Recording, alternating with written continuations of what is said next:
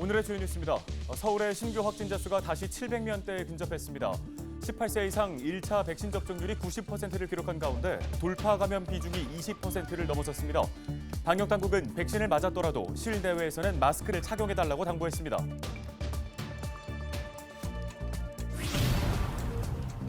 양천구 의회가 7일부터 9일간의 일정으로 임시회를 엽니다. 구의회는 이번 임시회 기간에 화재 피해 주민을 돕는 조례안 등을 심사할 계획입니다.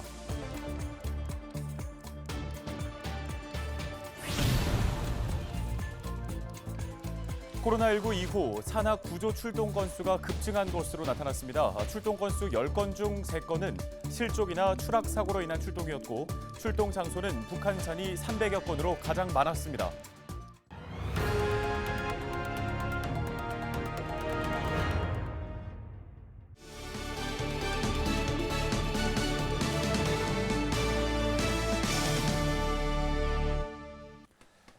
여러분 안녕하십니까? 헬로티비 뉴스입니다. 첫 소식입니다. 개천절 연휴의 영향으로 다소 줄어들었던 코로나19 확진자 수가 다시 증가세로 돌아섰습니다. 6일 0시 기준 서울의 신규 확진자는 690명. 지난 이틀 연속 500명대였던 신규 환자 수가 하루 만에 600명대로 올라섰습니다. 문제는 어디서 감염됐는지 모르는 경우가 많다는 건데요. 주요 발생 원인을 좀 짚어보겠습니다. 감염 경로를 알 수 없는 사례가 절반 이상을 차지해 가장 많았고 확진자 접촉이 약 40%로 뒤를 이었습니다.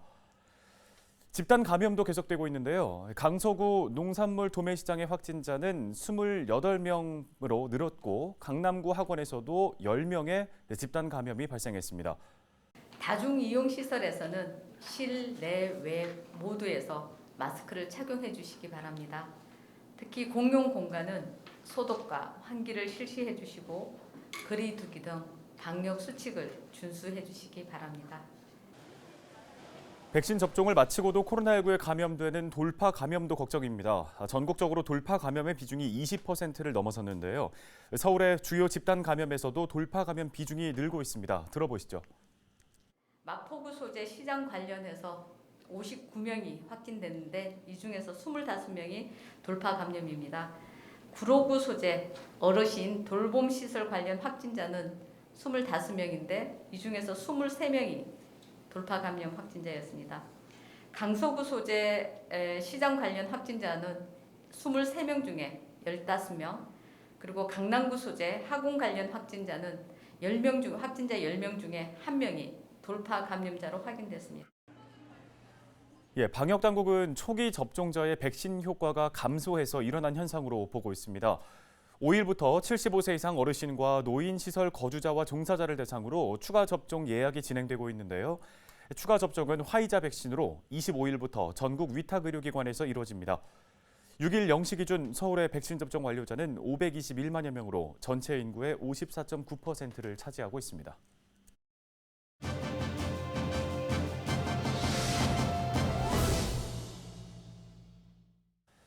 네, 앞서 전해드린 것처럼 코로나19 신규 확진 감소세를 기대하기는 어려운 상황이 계속되고 있는데요. 관련 내용을 서울 백병원 가정의학과 김경우 교수와 함께 이야기 나눠보도록 하겠습니다.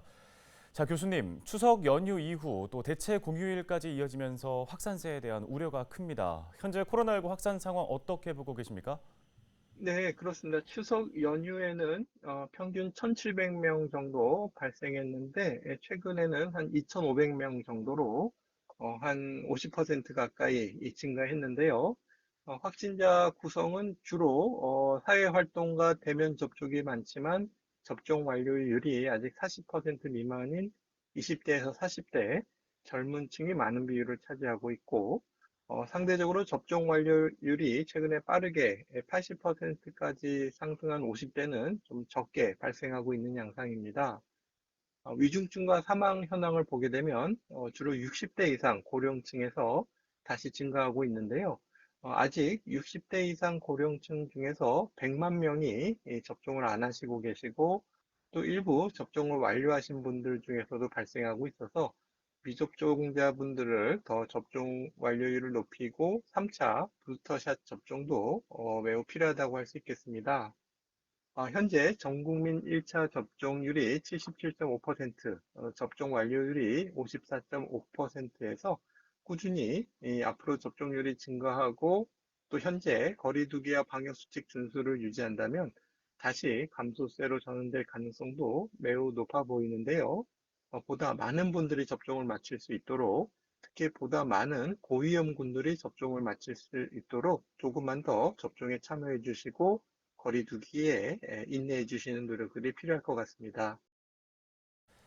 예, 이제 임신부와 청소년 등에 대한 백신 접종도 곧 시작이 됩니다. 하지만 접종해도 될지 걱정하는 분들이 많은데요. 어떤 도움 말씀 주실 수 있을까요? 이미 먼저 접종을 많이 시행한 다른 국가 사례들을 바탕으로 해외 전문가들도 그렇고 또 우리나라 산부인과 학회와 소아청소년과 학회에서도 접종을 맞아야 한다고 권고한 바가 있기 때문에 신뢰하시고 꼭 접종을 하시기 바랍니다. 접종 이상 반응에 대해서는 대부분 일시적이고 가볍게 발생할 수 있고요. 통계적으로 200명 중에 1명 정도로 이상 반응 신고가 있었고, 그 중에서도 실제 중증 이상 반응은 확률적으로 5% 정도밖에 되지 않기 때문에 실제로는 한 4천분의 1 정도의 확률이라고 할 수 있겠습니다. 백신 접종 시 주의사항을 잘 준수하시고 접종 후에 증상을 잘 관찰하셔서 이상 반응이 의심될 때는 또 조기에 진단하고 치료를 받게 되시면 대부분 문제되지 않겠습니다. 앞으로는 현재 높은 전파력의 델타 변이 유행이 겨울철에 더욱 큰 위험이 될 수 있는 상황이기 때문에 접종 이상 반응에 대해서 너무 과도한 걱정을 하지 마시고 적극적으로 접종에 참여해 주시기를 당부드립니다. 네, 현재 가장 큰 화두는 위드 코로나인 것 같습니다. 정부가 단계적 일상 회복 방안 실행 조건으로 백신 접종 완료율을 제시하긴 했는데 소위 말하는 백신 패스 등으로 인한 안전 불감증 또한 우려가 되는 부분입니다. 단계적 일상 회복이 잘 정착되려면 방역 당국과 이제 국민 개인들 어떤 노력들을 좀 기울여야 할까요?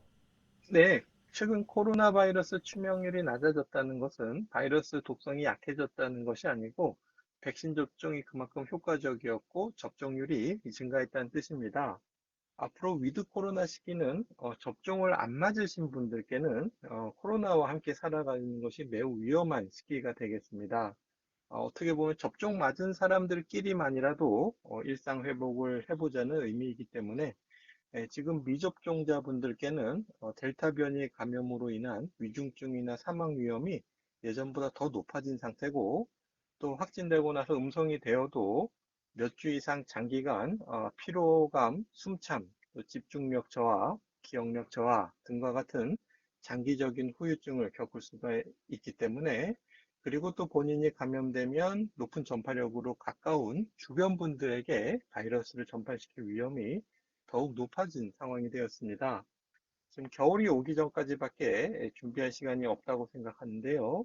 고위험군 백신 접종률을 높이고 완료군 중에서도 3차 접종을 마칠 때까지 그리고 임신부와 소아청소년, 특히 고위험군이 접종을 마칠 때까지 방역 당국과 국민 모두 지금 확산세를 최대한 저지하고 접종 참여를 독려하는 노력들이 필요하시겠고요.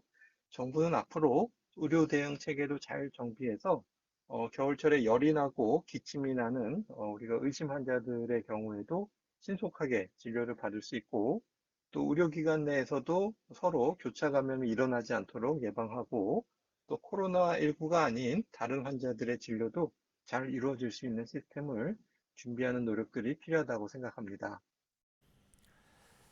예, 코로나19 관련한 도움 말씀 잘 들었습니다. 지금까지 서울백병원 가정의학과 김경우 교수였습니다.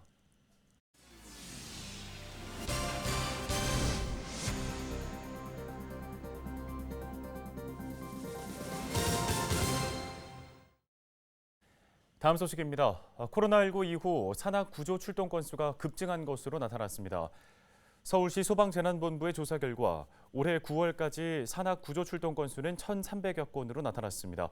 이는 지난해 같은 기간보다 15.4%, 코로나19 발생 이전인 2019년보다는 43%가 증가한 수치입니다. 사고는 9월에 가장 많이 발생했고 10건 중에 3건은 실족이나 추락 사고였습니다. 발생 장소는 북한산 300여 건, 관악산 200여 건 순으로 집계됐습니다.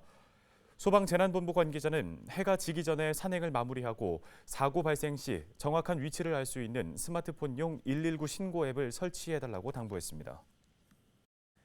양천구의회가 7일 제1차 본회의를 시작으로 제289회 임시회를 개회합니다. 이번 임시회에서는 양천구 화재 피해 주민 지원에 관한 조례안 등 의원 발의 조례안 10건을 포함해 모두 24건의 안건을 심사합니다.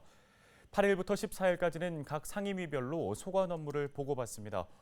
임시회는 오는 15일 열리는 제2차 본회의에서 구정질문과 안건 처리를 끝으로 폐회합니다. 은평구가 오는 15일부터 29일까지 광견병 예방접종비를 지원합니다.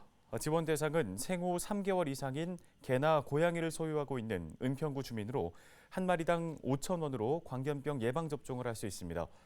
접종을 희망하는 주민은 은평구 홈페이지에서 참여 동물병원을 확인한 뒤 원하는 곳을 방문하면 됩니다.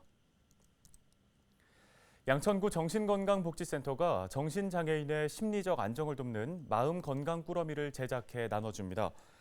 꾸러미 안에는 김치전 만들기와 컬러링북, 보석 십자수 등을 할 수 있는 재료가 들어있는데요.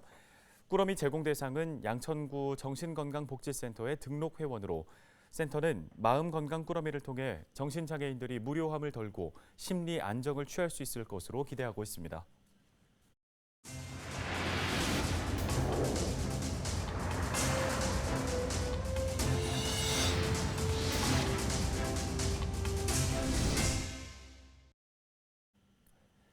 헬로티비 뉴스, 오늘 저희가 준비한 소식은 여기까지입니다. 시청해주신 여러분 고맙습니다.